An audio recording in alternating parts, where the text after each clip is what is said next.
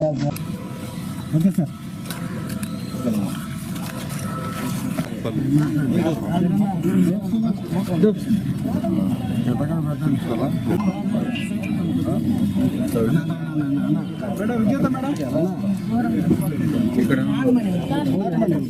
Sir ఒకసారి డబ్బులు పట్టుకోండి సార్.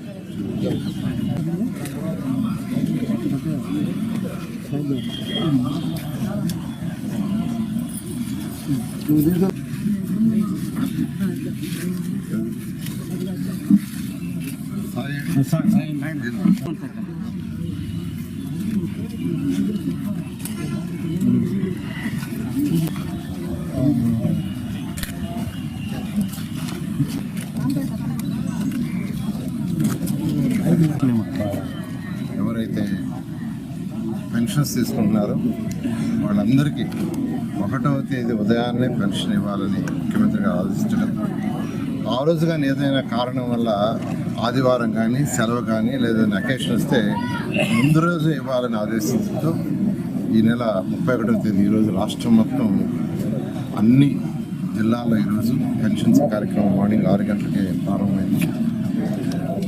ఖజానా ఖాళీ, అస్తవ్యస్తంగా ఆర్థిక వ్యవస్థను చేశారు ముఖ్యమంత్రి గారు. గత ముఖ్యమంత్రి అస్తవ్యస్తంగా అసలు ఒక డిపార్ట్మెంట్ కాదు అన్ని డిపార్ట్మెంట్లు, అంటే ఒక ఫైనాన్షియల్ డిసిప్లిన్ లేకుండా అసలు వ్యవస్థను ఎలా నడపాలో కూడా కనీస సలహాలు కూడా తీసుకున్నట్లేదు ముఖ్యమంత్రి. అలా ఆర్థిక వ్యవస్థని పూర్తిగా నాశనం చేసిన ఈరోజు ముఖ్యమంత్రి నారా చంద్రబాబు నాయుడు గారికి ఉన్న అపార అనుభవంతో ఈరోజు ఆయన ఈ రాష్ట్రాన్ని ముందుకు తీసుకుపోతారు. ఇప్పుడిప్పుడే కొద్దిగా రాష్ట్రం ఆర్థిక ఇబ్బందుల నుంచి బయటకు వస్తుంది. జనరల్గా ఏ రాష్ట్రమైనా డెవలప్ కావాలంటే ఆ రాష్ట్రంలో ఇండస్ట్రీస్ రావాలి. ఇండస్ట్రీస్ రాకుండా, రియల్ ఎస్టేట్ డెవలప్ కాకుండా ఆ రాష్ట్రం డెవలప్ కాదు. అసలు ఈ రాష్ట్రానికి ఇండస్ట్రీలు రావటమే కదా, ఉన్నాయి, తరలిపోయినాయి.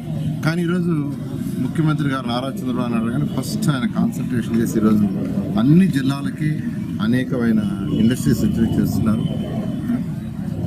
ఇండస్ట్రీస్ వస్తే యువతకు ఉద్యోగాలు వస్తాయి. యువతకు ఉద్యోగాలు వస్తే వాళ్ళ ఆర్థిక స్థితి పెరుగుతుంది. వాళ్ళ ఆర్థిక స్థితి పెరిగితే ఆటోమేటిక్గా రాష్ట్రం యొక్క ఆర్థిక స్థితి పెరుగుతుంది. సో ఇలా అనుభవం ఉన్న ముఖ్యమంత్రి గారు రాష్ట్రాన్ని తీసుకుపోతాం. రెండవ పక్క సంక్షేమం, పేదలు నిరుపేదలు ఎవరైతే ఉన్నారో వాళ్ళకి కొంత చేతినివ్వాలి. వాళ్ళకి కొంత చేతినిస్తేనే వాళ్ళు డెవలప్ అవుతారని ఈరోజు పెన్షన్ కార్యక్రమాన్ని, అంతకుముందు ఉన్న పెన్షన్కి 4,000 చేశారు. గత ప్రభుత్వం 3,000 ఇస్తానని సంవత్సరం 2,250 రూపాయలు పెంచుతూ చేస్తూ వచ్చిన మా ముఖ్యమంత్రి గౌరవనీయ నారా చంద్రబాబు నాయుడు గారు ప్రభుత్వం రాగానే 4,000 చేస్తాను, చేయటమే కాదు ఏప్రిల్ నుంచి ఇవ్వాల్సిన 3 నెలలు మొత్తం కూడా ఇస్తామని మొదటి నెలలో 7,000 రూపాయలు ఇచ్చాము. 4,000 ప్లస్ 3,000 అరియర్స్. బహుశా భారతదేశంలో ఏ రాష్ట్రంలో కూడా ఇచ్చుండరు. అంతేకాదు 4,000 రూపాయలు పెన్షన్స్ ఇచ్చే రాష్ట్రం భారతదేశంలో దొరికేది లేదు. భారతదేశంలో ఏ రాష్ట్రంలో కూడా 4,000 రూపాయల పెన్షన్స్ ఎక్కడ లేదు, ఒక్క ఆంధ్రప్రదేశ్లోనే. పేదలు నిరుపేదలకు చేతినివ్వాలి, కొంత సపోర్ట్ ఇవ్వాలి, వృద్ధులకు ఇవ్వాలి, వికలాంగులకు ఇవ్వాలి అనే ఉద్దేశంతో ఈరోజు ముఖ్యమంత్రి గారు ఇటు సంక్షేమ పథకాలు అటు అభివృద్ధి పథకాలు రెండు చేస్తున్నారు. ఈ విధంగా పోతుంది. ఈరోజు రాష్ట్రంలో దాదాపు 64 లక్షల మందికి పెన్షన్స్ ఇస్తున్నారు. 64 లక్షల మందికి సంవత్సరానికి తీసుకుంటే దాదాపు 32,000 కోట్ల రూపాయలు పెన్షన్స్ అవుతున్నాయి. 32,000 కోట్ల రూపాయలు. అంతేకాకుండా ఎలక్షన్స్కి ముందు ప్రామిస్ చేసిన ప్రకారం 1 by 1 ముఖ్యమంత్రి గారు తీసుకుంటూ వస్తున్నారు. అదే ఆర్థిక లోటు లేకుండా ఉంటే రాష్ట్రానికి ఎవరికి అన్ని చేస్తుండేవాడు. 1 by 1 అన్నా క్యాంటీన్స్ మాట చెప్పిన ప్రకారం చేశారు. పెన్షన్స్ ఇచ్చుకుంటూ వస్తున్నారు. బస్సులు, ఉగాదికి బస్సులు ఫ్రీ బస్ చేయబోతున్నారు. అదేవిధంగా విద్యార్థులకు ఏదైతే ప్రామిస్ చేశారో అది కూడా త్వరలో చేయబోతున్నారు. ఈ విధంగా 1 by 1 చేసుకుంటూ వస్తున్నారు. మన నెల్లూరు తీసుకుంటే నెల్లూరులో ఈరోజు దాదాపు 46,383 మందికి ఈ పెన్షన్స్ ఇస్తున్నారు. నెల్లూరు కార్పొరేషన్ 54 డివిజన్లో ఈరోజు 46,383 మందికి 20 కోట్ల రూపాయలు ఈరోజు చేస్తున్నారు. గత ప్రభుత్వం ఎలక్షన్ సాకు పెట్టి వృద్ధుల్ని ముసలిని అందరినీ సచివాలయాలకు రమ్మన్నది. అది మండు టెండ. ఎంతోమంది సఫర్ అయ్యారు, బాధపడ్డారు. ఆ రోజు చాలా క్లియర్గా మా ముఖ్యమంత్రి నారా చంద్రబాబు చాలా క్లియర్గా చెప్పారు, అధికారులు పంపించి ఇంటికి ఇవ్వన్నారు. ఇవాళ ఒక కక్ష సాధింపు.